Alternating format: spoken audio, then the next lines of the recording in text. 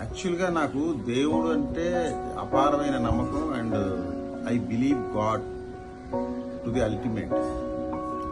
కానీ మూఢనమ్మకాలంటే నాకు ఇష్టం లేదు. దెయ్యం అంటే నమ్మను.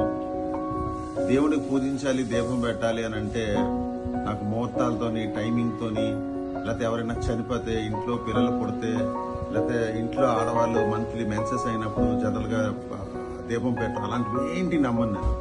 సో నిత్యం 365 days ఎలాంటి దీంతో కూడా సంబంధం లేదు. యాక్చువల్ నాకు స్నానంతో కూడా సంబంధం లేదన్నమాట. సో అలాంటి ఒక నమ్మే వ్యక్తి నేను.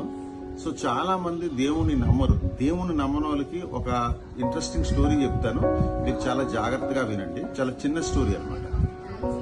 ఒక పర్సన్ మలేషియా నుండి చార్టర్డ్ ప్లేన్ తోని, అంటే తన సొంత విమానంలో అహ్మదాబాద్ లో అతనికి ఒక బిరుదు వచ్చింది, ఒక అవార్డు ఇస్తారు, అటెండ్ అవ్వడానికి ప్లేన్ లో బయలుదేరతాడు. సో ప్లేన్ లో బయలుదేరిన తర్వాత అది ఇండియాకి వచ్చేస్తుంది ప్లేన్. అహ్మదాబాద్ ఇంకో 500 కిలోమీటర్ల దూరంలోని ఆ ప్లేన్ ఏదో రిపేర్ వచ్చి ఒక పొలాల్లో ల్యాండ్ అయిపోతుంది. అతనికి ఏమవుతుంది, సేఫ్ గా బయటకు వస్తాడు.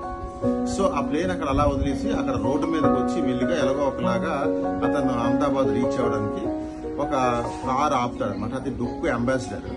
సో మెల్లిగా అతను కన్విన్స్ చేసి ఆ కార్ ఎక్కుతాడు.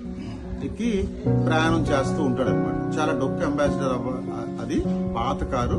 అండ్ ఆ ప్రయాణం ఏదైతే ఉందో సుమారు వాళ్ళు ఎక్కడి నుంచి అయితే స్టార్ట్ చేశారో ఒక 500 కిలోమీటర్లు ఫారెస్ట్ నుంచి చెయ్యాలన్నమాట. సో వెళ్తూ వెళ్తూ వెళ్తూ సాయంత్రం 5 అవుతుంది. 5 అయినప్పటికీ చాలా ఉరుములు మెరుపులతోని వర్షం ఒకటి కురుస్తూ ఉంటది.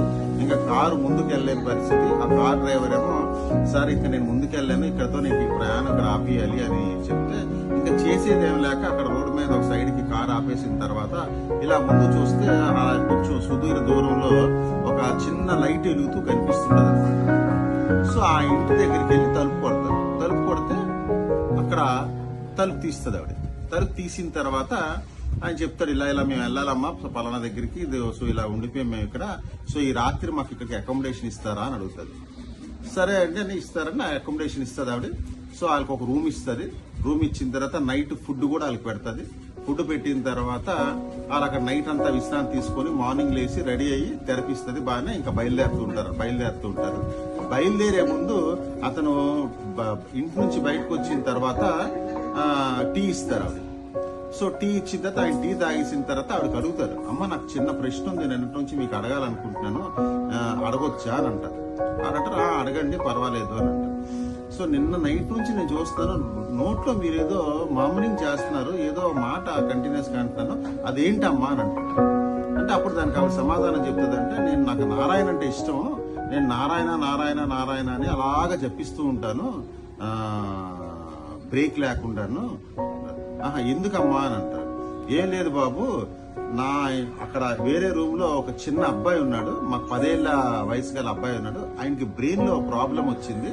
సో ఆ ప్రాబ్లం ని నేను సెట్ చేయడానికి నాకు వీలైనంత చుట్టుపక్కల డాక్టర్లు, హాస్పిటల్స్ నేను అన్ని తిప్పేశాను, కానీ ఇంకా వీలవ్వలేదు.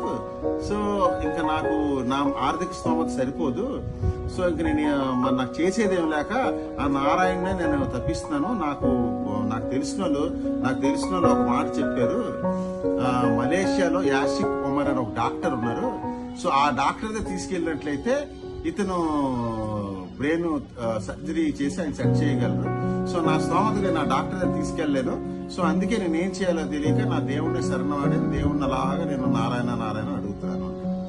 సో ఈ మాట విన్నాంటే ఆయన ఏ అల్లా అని కింద పడిపోతాడు అనమాట. కింద పడిపోయి, అమ్మా ఎవరో కాదమ్మా, ఆ డాక్టర్ యాసిక్ ఉమర్ నేనేని అని చెప్పాడు. సో ఇందులో నీతి ఏంటంటే, దేవుడు మనం మనస్సు చిత్తశుద్ధితో ఎక్కడ అడవుల్లో ఉన్నా ఎక్కడున్నా, మనకి ఏమీ లేకపోయినా, ఏ పూజ ఫలము పెట్టకపోయినా, అన్నిటికన్నా పెద్ద ఫలం అంటే దేవుడు ఫలితం ఇచ్చేది ఏంటంటే మనకి జపం అన్నమాట. సో ఆవిడ చేసింది ఏ పూలు పెట్టలేదు, ఏ పళ్ళు పెట్టలేదు, ఏ వేల లక్షలు ఖర్చు పెట్టి పూజలు చేయలేదు. ఒక్క నారాయణ అనే మాట శృతించినందుకు ఆ మలేషియాలో ఉన్న డాక్టర్ ఆ అడవుల్లో ఉన్న వాళ్ళ ఇంటికి వచ్చేటట్టు దేవుడు చేశాడనమాట. సో ఇది దీని తాలూకు అర్థం. సో ఏదైనా మనం చిత్తశుద్ధితో ఒక మంచి ఉద్దేశంతో దేవుని స్మరించినప్పుడు డెఫినెట్ గా మనకి దేవుడు ఏదో ఒక రూపంలో సాయపడతాడు.